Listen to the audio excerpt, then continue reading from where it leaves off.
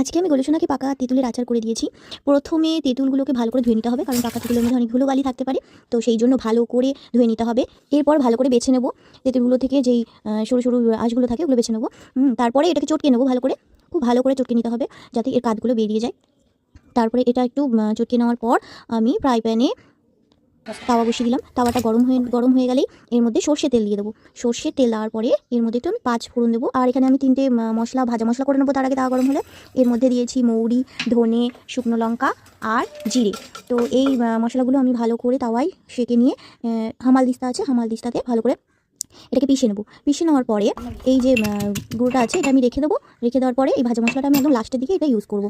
Next আমি এরপরে সর্ষে তেল দিয়ে দিলাম ফ্রাই প্যানে। এটা সর্ষে তেলটা একটু গরম হলেই 5 ফোড়ন একটু সোমবার দিয়ে দিতে হবে। এরপরে তেঁতুলের যে পাল্পটা আছে সেটা ফ্রাই প্যানে দিয়ে নেড়ে চেড়ে নিতে হবে। একটু নেড়ে চেড়ে তারপরে আমি দিয়ে দিলাম এখানে গুড়। এখানে আমি আখের গুড় ইউজ করেছি। আখের গুড়টা পরিমাণ মতো বুঝে দিতে হবে। তো আখের গুড়গুলো দিয়ে দিলাম।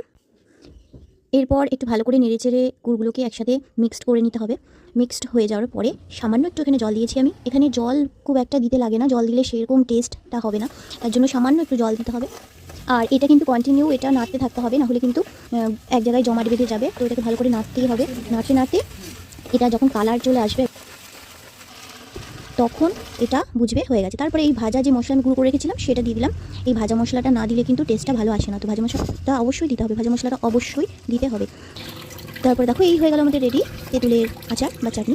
এটাকে আচারই বলে, চাটনি না। এটা চাটনি একটু পাতলা হয় আর আচারটা একটু গাঢ় টাইপের হয়, আর আচারটা অনেক দিন থাকে আর চাটনিটা কিন্তু বেশি দিন থাকে না। তো এটা হচ্ছে তেঁতুলের আচার তৈরি হয়ে গেছে। আমি গোপালকে এখন ভোগ লাগিয়ে দেবো। গোপালের ভোগ লাগানো হয়ে গেছে। হরে কৃষ্ণ, রাধে রাধে।